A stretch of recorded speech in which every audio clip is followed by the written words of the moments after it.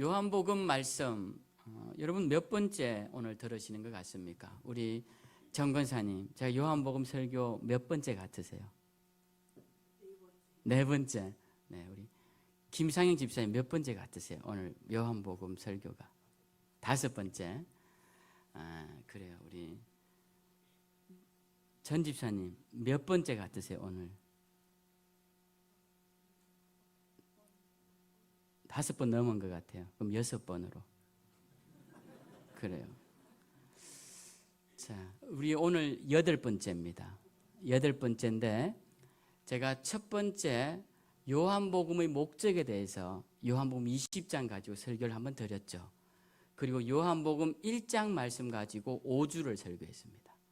그러니까 여러분들 요한복음 1장에 대해서는 딱 머릿속에 다섯 번 들었으니까 그 한 장 가지고 1장은 머리에 딱 들어와 있어야 되겠죠. 그리고 2장에 들어와서 지난주에 물이 포도주로 변한 오늘 기도 시간도 말씀하셨던 그 사건이 이제 지난주에 했던 설교입니다. 그래서 총 7번을 했고 오늘 8번째 설교를 이제 하도록 하겠습니다.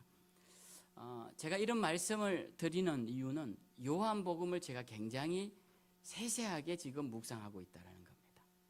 요한복음을 이렇게 세세하게 하고 있는 이유는 요한복음이 굉장히 중요하고 다른 설교는 주제를 던져드림으로써 이렇게 해야겠다라는 어떤 행동으로 나아가는 그런 설교의 목표였다면 제가 이 요한복음을 할 때는 이번에는 이 요한복음이 여러분 머릿속에 좀 기억으로 남아있어서 내가 진짜 어려울 때, 힘들 때, 문제가 발생했을 때 그 요한복음의 말씀 한 구절이, 한 사건이, 한 장면이 나에게 딱 나타나서 역사하는 힘이 있기를 바라는 마음에서 이렇게 상세하게 지금 묵상하고 있다. 이러한 목적이 있다라는 것을 기억하시고 제가 요한복음을 자꾸 되뇌이더라도 여러분 잘 기억이 안 나시면 한 번 더 듣고 기억이 나시면 한 번 더 반복함으로써 확고하게 내 머리에 심어놓는 그런 시간이 되었으면 좋을 것 같아서 요한복음을 상세하게 지금 묵상하고 있습니다. 요한복음을 제가 말씀을 드릴 때도 우리가 성경을 이해할 때 가장 좋아하는 게 역사적 연구입니다. 그래서 이게 사실일까?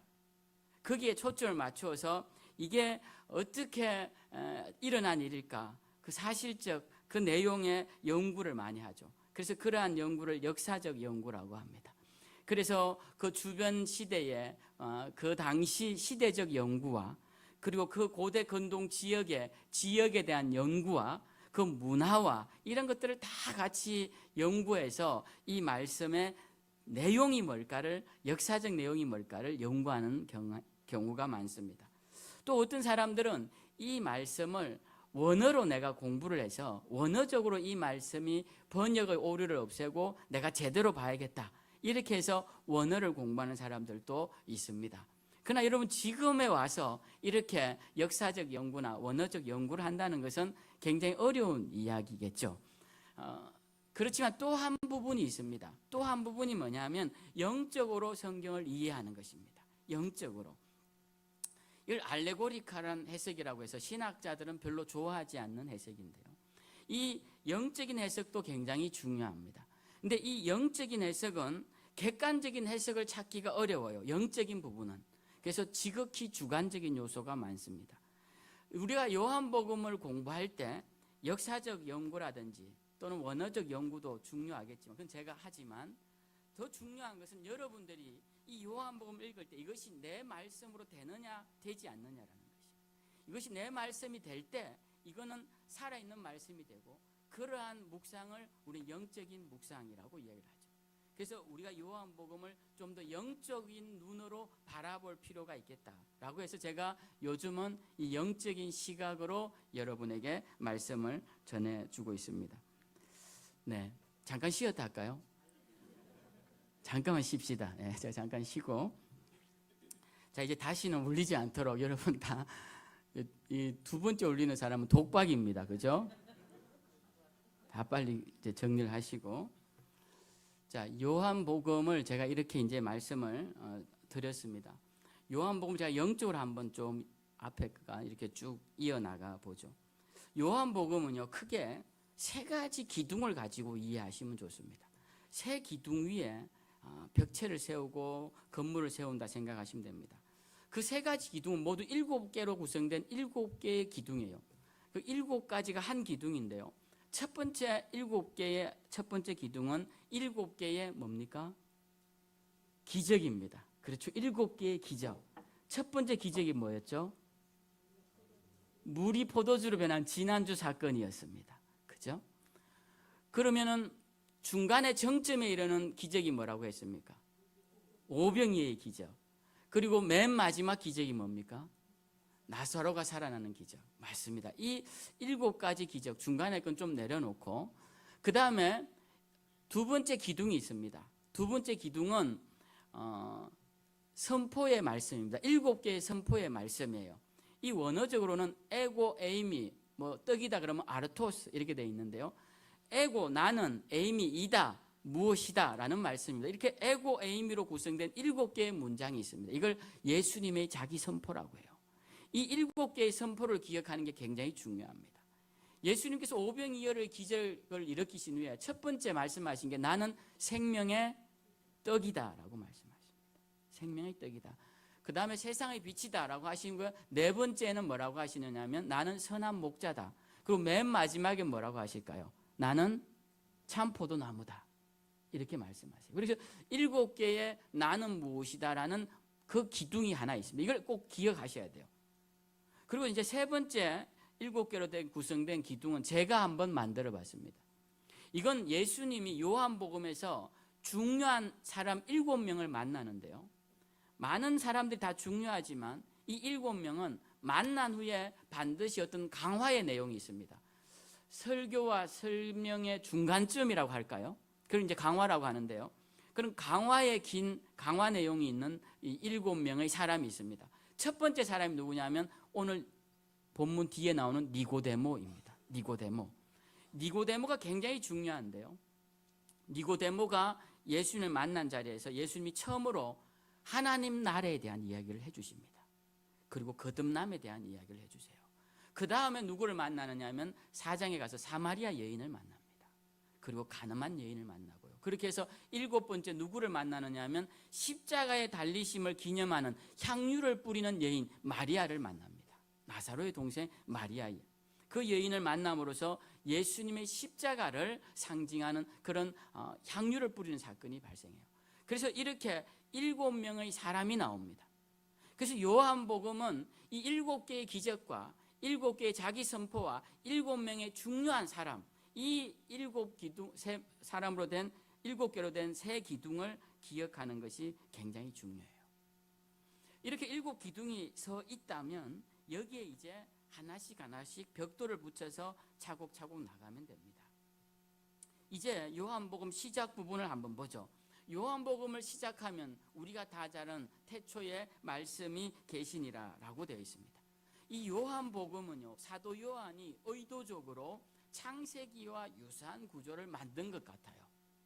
제가 다른 부분들도 있지만 그런 부분들이 창세기와 연관된 부분이 많습니다. 첫 번째는 태초에라고 시작하죠. 그래서 요한복음을 신약 성경의 창세기다라고 이야기합니다. 태초에로 시작하는 성경은 이 두 가지밖에 없죠. 그래서 이 요한복음이 태초에 말씀이 계시니라라고 천지 창조에 대한 태초에 천지를 창조하시니라라는 창세기 1장 1절과 유사하게 나아가죠. 자, 첫째 날 창세기 보면 빛을 창조하실 때 하나님이 무엇으로 창조하십니까? 말씀으로 창조하시죠. 그래서 사도 요한은 이 창조하신 말씀을 1장 1절에 아예 언급합니다. 태초에 그 천지를 만드신 말씀이 계시니라. 그래서 이 말씀에 대한 이야기를 하고 있습니다. 여러분, 요한복음의 가장 큰 주제가 무엇일까요? 그것은 제가 첫 주에 말씀드렸는데 예수님이 누구신지 밝히는 그것이 목적입니다. 그리고 예수님이 누구신지 알았다면 그로부터 오는 생명의 은혜와 능력을 더 깊게 하는 것이 목적이에요. 그래서 우리가 요한복음을 묵상한 사람들은 반드시 예수님이 누구신지를 분명하게 말할 수 있어야 되고, 그 다음 나아가서는 그분으로부터 주어진 은혜가 무엇인지 그것을 말할 수 있어야 합니다. 그 단계까지 나아갈 때 요한복음이 우리에게 능력으로 역사하신 것이요. 만약 그렇지 않으면 우리 속담에도 있듯이 책은 책대로 있고 나는 나대로 있는 그런 책과 무관한 삶이 되는 것이죠. 이 요한복음의 가장 큰 주제는 예수님이 누구시냐에 대한 이야기입니다. 예수님이 누구시냐. 그래서 창세기의 형식을 따르지만 그의 주제는 예수님이 누구시냐의 주제를 맞추어서 창세기 형식을 덧붙였다라는 것입니다. 창세기는 맨 처음에 빛을 만드십니다. 그래서 요한은 태초에 말씀이라고 예수님을 소개한 후에 뒤이어서 예수님을 무엇이라고 소개합니까? 세상의 빛이라고 소개하십니다. 그리고 예수님을 또 소개하죠. 뭐라고 소개합니까? 예수님을 육체를 입고 이 땅에 오신 분으로 소개를 하는 것입니다. 예수님은 말씀으로 오셨다라는 것은 천지를 창조하신 분으로 오셨다는 것이고, 빛으로 오신 분이라는 것은 모든 만물을 만물되게 하신 분으로 오셨다라는 것입니다. 여러분, 빛 대신 예수님에 대한 묵상을 제가 여러 가지 비유로 말씀을 드렸습니다. 빛이 어떤 것인지에 대해서. 여러분, 빛은 모든 것을 만물을 만물되게 하는 것입니다. 빛 아래에 있을 때 우리는 우리의 정체성을 가질 수가 있죠. 여러분들이 제 얼굴을 보고 아, 누구구나, 저 옷을 보고 뭘 입었구나, 또 뭐 여러 가지 저의 표정과 또 그런 모습을 알 수 있습니다. 그래서 빛은 모든 것을 모든 것 되게 하는 그런 것이죠. 빛이 없으면 아무것도 아니게 됩니다. 그래서 예수님이 만물을 만물되게 하신 분, 그분으로 빛으로 소개하는 것이죠. 또한 예수님을 누구로 소개하느냐 하면 예수님은 육신을 입고 우리 가운데 오신 분으로 소개를 하고 있습니다. 이 육신으로 입고 오신 분이라는 것은 예수님이 멀리 떨어져 있는 분이 아니라는 겁니다. 이 태초에 말씀이 계시니라 하는 이 말씀은 로고스라는 말인데요. 이 로고스라는 말을 여러분 이성이라든지 법칙, 원리 이런 의미로 해석될 수도 있는데, 그렇게 생각하면 예수님이 너무 멀리 계시죠. 근데 이 예수님이 만물의 원리 되시고 원칙 되시고 기원 되신 분이 육체를 입고 우리 가운데 오셨다는 겁니다. 그래서 제가 그 이야기 말씀드리면서 우리의 아버지 어머니에 대한 비유를 말씀을 드렸죠. 우리의 아버지 어머니에 대한 비유. 그래서 예수님이 육체를 입고 오셨다는 것은 바로 우리에게 만질 수 있는 그런 존재로, 우리가 느낄 수 있는 존재로 오셨다라는 것입니다. 그래서 사도 요한은 요한 1서를 기록하면서 내가 그분을 듣고 보고 뭐한 바라? 만진 바라. 여러분, 이걸 기억하셔야 됩니다. 사도 요한은 요한 1서에서 이 순서를 정확히 지키고 있어요. 왜? 요한이 예수님을 소개할 때 말씀으로, 그 다음 빛으로, 그 다음 육체를 입고 오신 분을 소개하고 있기 때문에 이 순서를 따라서 들음으로, 봄으로, 만짐으로 내가 예수님을 알고 있고 그분을 전하고 있다. 이것을 사도 요한은 그의 복음서와 서신서와 계시록을 통하여서 우리에게 증거하고 있습니다. 자, 그렇다면 요한복음을 묵상하는 우리는 어때야 하느냐라는 것입니다. 우리의 모습도 이와 다르면 안 됩니다. 우리의 목적도 이와 달라서는 안 됩니다. 여러분, 사도 요한이 그의 일생을 통하여서 하고 싶었던 것은 예수를 전하는 일이었습니다. 그렇다면 우리도 우리의 역할이 무엇일까 생각해 보면 예수를 전하는 일이 되어야 한다는 것입니다. 침례 요한의 사역 기간이 여러분 얼마 정도 됐을 것 같습니까? 한번 이것도 질문 한번 드려보죠. 어차피 잘 모르니까 어느 정도 되었을까 한번 짐작을 한번 해봅시다. 윤현정 집사님, 침례 요한님 어느 정도 사역을 했을 것 같습니까? 예, 한 몇 년 정도, 30년. 네, 30년은 아닙니다. 너무 나갔는데. 이제 우리 한번 물어보죠. 우리 이윤월 권사님 몇 년 정도 한 것 같습니까?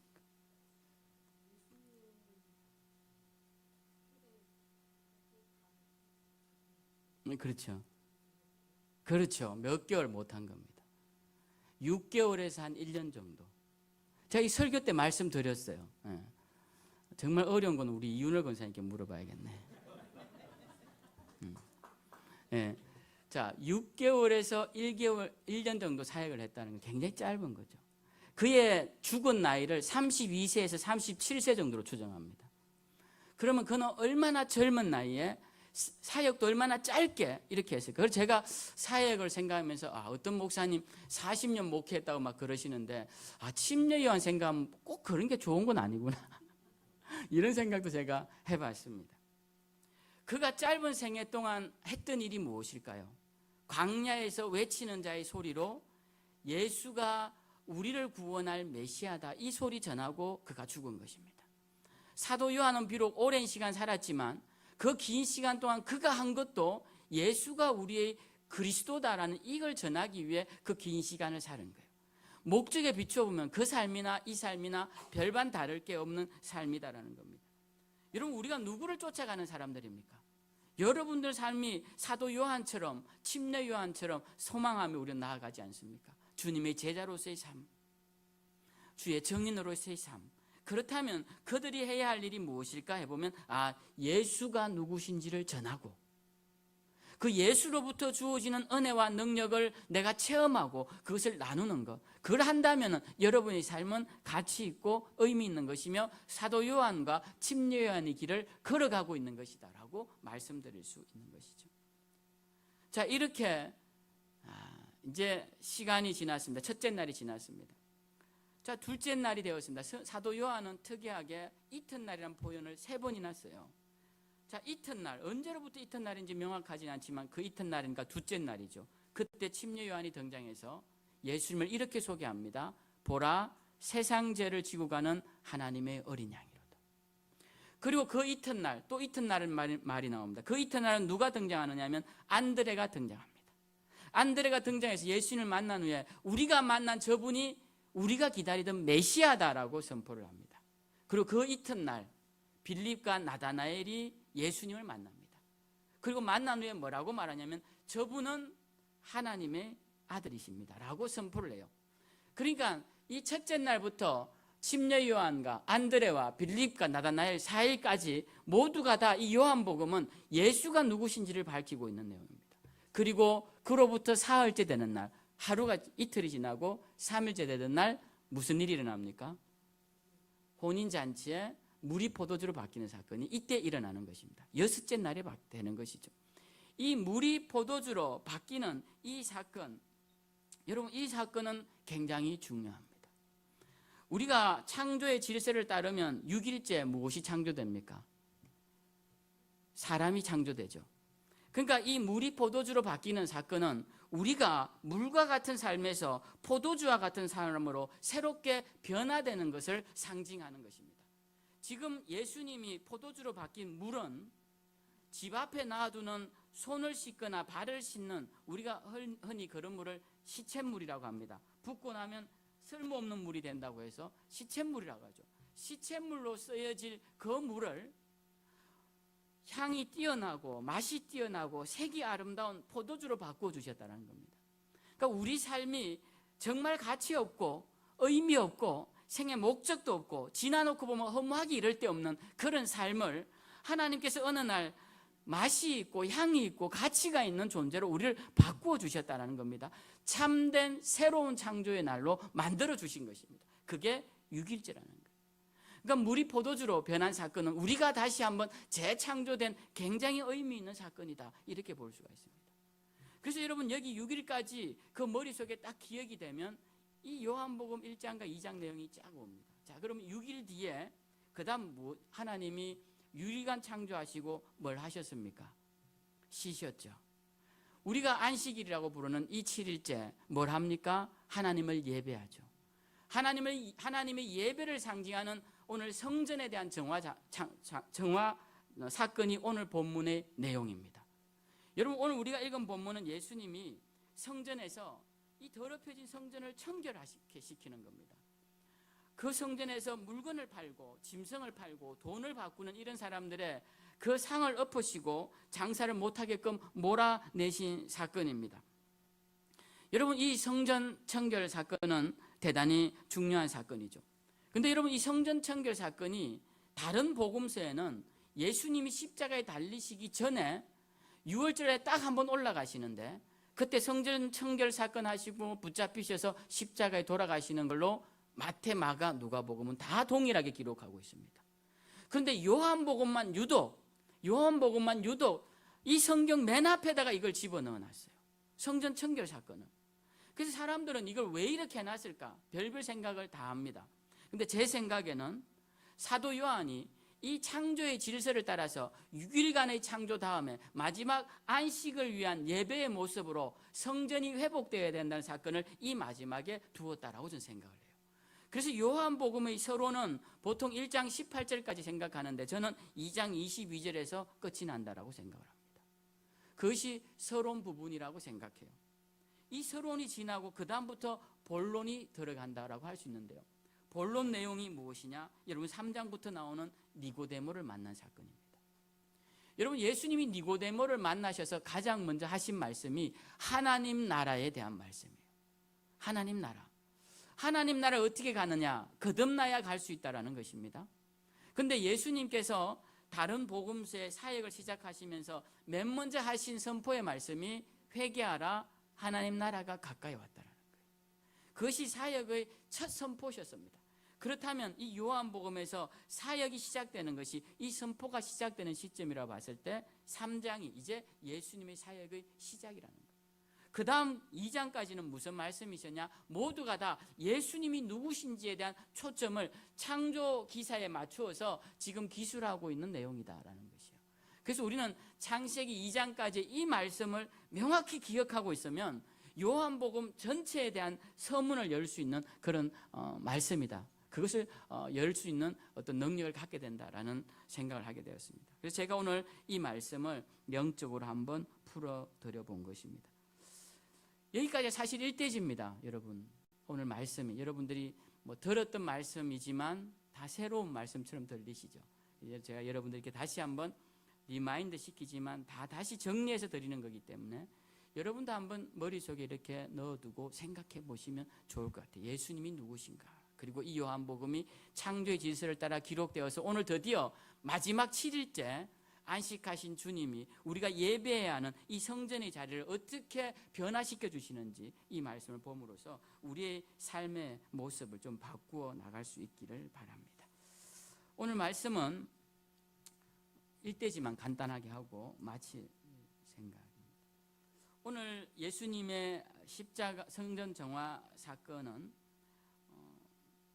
굉장히 의미 있는 사건인데요. 이 성전 정화는 물이 포도주로 바뀐과 같이 세상의 허무한 인생이 하나님의 자녀가 되었다면 반드시 그 다음에 해야 되는 일이 무엇인지를 보여주는 사건입니다. 우리가 흔히 구원받으면 그것으로 끝나버리는 사람들이 많습니다. 난 이제 천국 갈 건데 하나님이 우리에게 원하신 그런 게 아니에요. 그렇게 안일한 신앙생활 하라고 구원의 확신을 주신 게 아닙니다. 구원의 확신은 그런 게 아닌 거예요. 그렇게 배웠다면 여러분 잘못 배우신 거예요. 하나님께서 우리에게 구원의 확신을 주실 때는 구원받은 기쁨이 너무 커서 그 다음부터 하나님을 참되게 예배하는 자가 되라고 주신 것이 구원의 확신입니다. 오늘 물이 포도주로 변했습니다. 얼마나 놀라운 은혜입니까? 그 다음 바로 이어서 주님이 성전을 정화하시는 사건을 보여주시는 거예요. 우리의 성전이 정화되어야 됩니다. 우리의 신앙의 모습이 정화되어야 돼요. 어떻게 정화되어야 되느냐? 하나님을 향한 예배가 살아있는 모습으로 정화되어야 한다라는 것입니다. 여러분 성전은 뭐 하는 곳입니까? 하나님을 예배하는 곳입니다. 이 목적에서 벗어나면 두 번째, 세 번째 목적은 아무 의미가 없는 거예요. 제가 우리 신앙생활의 목적에 대해서, 교회의 목적에 대해서 4가지로 설명을 드리죠. 그런데 첫 번째 것이 이루어지지 않으면 두 번째, 세 번째, 네 번째는 소용이 없는 것이 되는 겁니다. 그리고 첫 번째, 두 번째 것이 될 때 그 다음 세 번째, 네 번째도 소용이 있는 것이고 첫 번째, 두 번째, 세 번째 것이 될 때 네 번째가 소용이 있는 것입니다. 여러분 기억하셔야 됩니다.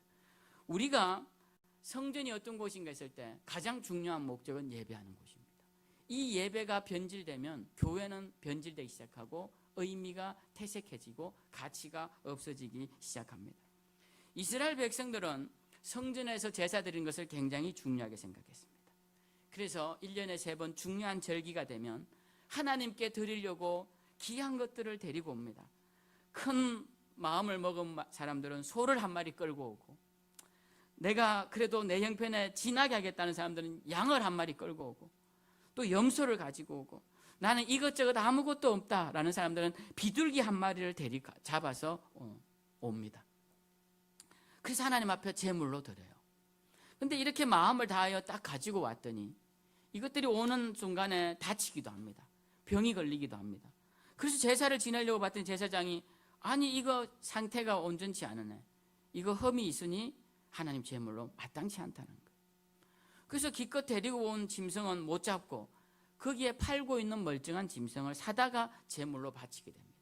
자, 이런 일이 반복되다 보니까 이제 사람들이 아예 짐승을 데리고 오지 않습니다. 그냥 돈을 들고 오는 거죠. 그리고 거기서 소나 양이나 비둘기를 삽니다.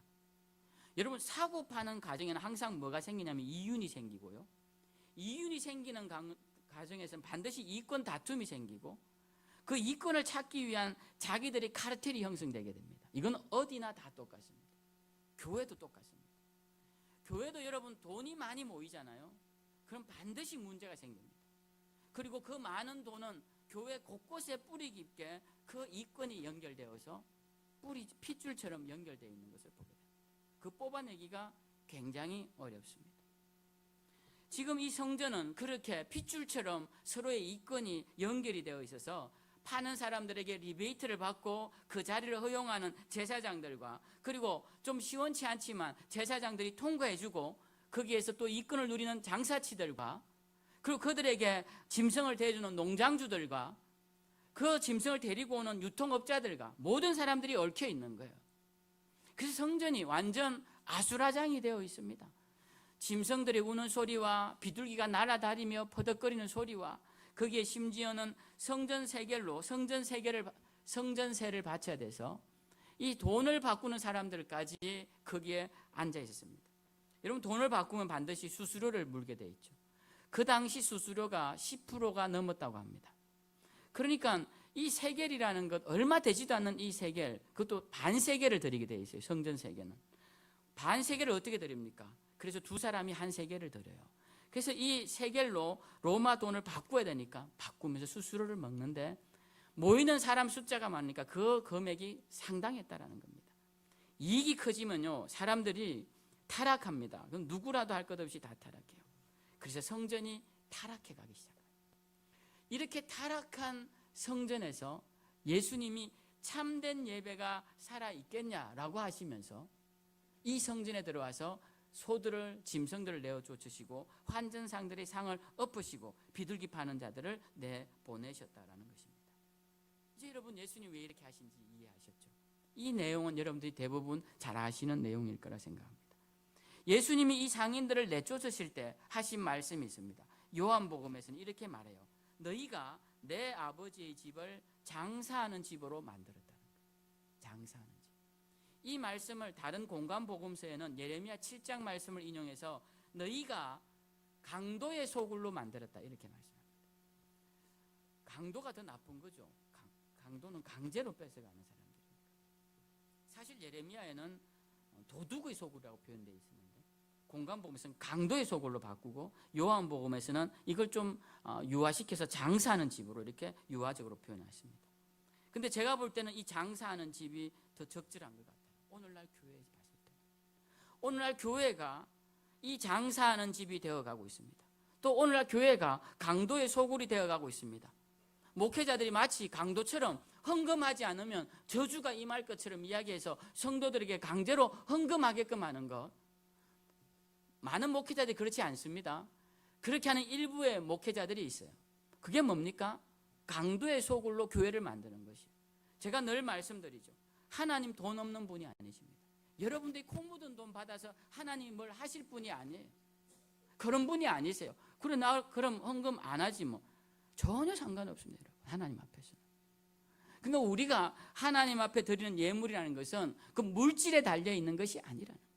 그렇게 물질에 달려 있는 순간 여기서 있는 사람은 강도가 되고, 이 공동체는 강도의 소굴이 되고, 장사하는 집이 되고, 사람들이 이곳에 나올 때 자기의 사업을 위해 나오는 사람들, 또 자기의 이익을 위해 나오는 사람들, 또 인맥 관리를 위해 나오는 사람들, 우리 교회는 그런 분이 올 수가 없는 게 교회가 적어서 별 도움이 안 됩니다. 우리 교회. 그런 분들은 대부분 우리 동네에서 문호교회로 가시고요.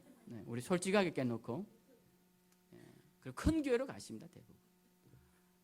그래서 여러분 교회가 커지거나 성장하거나 물질이 많아지면 반드시 타락하게 되어 있습니다. 예수님께서 이 성전에 오셔서 이 타락한 성전을 장사하는 집이라고 말씀하셨어요. 여러분 우리가 이곳에 장사하기 위해 오는 게 아니죠. 이곳에 우리의 이익을 찾기 위해 오는 곳이 아닙니다. 성전은 그런 곳이 아니죠. 그럼 왜 오는 곳입니까? 예배하는 곳입니다. 여러분 오늘 예배를 드리기 위해서 그 긴 시간 준비를 하시고 긴 시간 걸려서 차를 타고 오시고 이 시간을 위해 약속 시간을 다 빼놓고 여기에 오신 것입니다. 오셔서 뭘 하기 위해? 예배를 드리기 위해. 우리의 찬양을 올려드리고 우리의 기도를 올려드리고 우리의 심령을 주님 말씀에 비추어서 다시 한번 회개하고 다시 한번 다잡아서 주님 나라와 주의 영광을 살기 위한 다짐을 하기 위해 이곳에 나온 것이에요. 그렇게 나온 자들의 예배의 태도는 분명히 달라질 수밖에 없는 것이죠. 오늘날 우리 한국 교회들도 많은 교회들도 이 당시 2000년 전 성전의 모습을 많이 닮아가고 있습니다.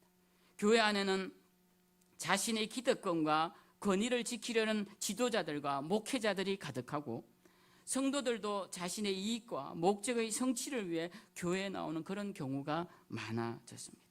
여러분 우리는 그러지 말아야 합니다. 오늘 예수님께서 채찍을 들고 그 상인들을 내어 쫓으실 때 주님 그 상인 속에 우리는 섞여 있지 않을까 생각해 보아야 한다는 것입니다. 교회가 회복된다는 것, 그것은 예배가 회복된다는 것입니다. 교회가 회복된 그런 교회의 모습은 예배 드릴 때의 모습이 아름답고 그 예배의 중심이 오직 한 분 하나님께만 영광 올려드리는 그런 아름다운 모습이 그 예배 교회 가운데 있는 것입니다. 성전이 정화된다는 것은 우리가 하나님을 온전히 예배하게 된다는 것입니다. 그래서 예수님은 사장에 가서 사마리아 여인을 만나서 이렇게 말씀하십니다. 예배하는 자는 영과 진리로 예배할지니, 영과 진리로 예배할지니 예배드리는 곳이 중요한 것이 아니다라고 그 여인에게 말씀해 주십니다. 여러분 이제 요한복음의 서론을 마치려고 합니다. 요한복음의 이 창조 기사를 따라간 이 여정은 오늘로 끝이 날까 합니다. 여기에 잘 맞췄으면 제가 7주 만에 맞췄을 텐데 서론 빼면 사실 7주에 맞죠. 제 나름대로 지금 요한복음 그 순서랑 좀 맞춰졌습니다. 네. 그래서 우리가 요한복음이 창조의 시간을 따라서 예수님이 누구신지에 대해서 밝히고 마지막 성전 청결로 완성되는 것처럼 우리의 신앙도 물이 포도주로 변한 사건으로 끝나는 것이 아니라 우리의 하나님의 성전이라 불리는 우리의 모습이 정화되는 모습으로까지 나아가야 합니다. 그래서 그 정화된 모습으로 하나님께 예배 드려야 하는 것입니다. 여러분 우리가 전심으로 하나님을 경외하며 전심으로 하나님을 사랑한다면 그리고 전심으로 하나님을 믿는다면 우리의 예배는 반드시 지금보다 훨씬 은혜롭고 감격스러우며 하나님의 영화로운 임재가 우리 가운데 있을 것입니다. 저는 그런 믿음이 있습니다. 여러분 아무쪼록 오늘 이 말씀을 기억하시고 채찍 드신 예수님의 모습을 기억하시며 내 속에 하나님 아닌 다른 어지러운 것들이 있다면 이 시간 내려놓으시고 주님만 영광 받으시는 하나님의 성전이 되셔서 우리를 향하신 하나님의 창조 여정이 우리의 삶을 통해 완성되는 그런 아름다운 인생 여정들이 다 되시기를 주님의 이름으로 축원드립니다.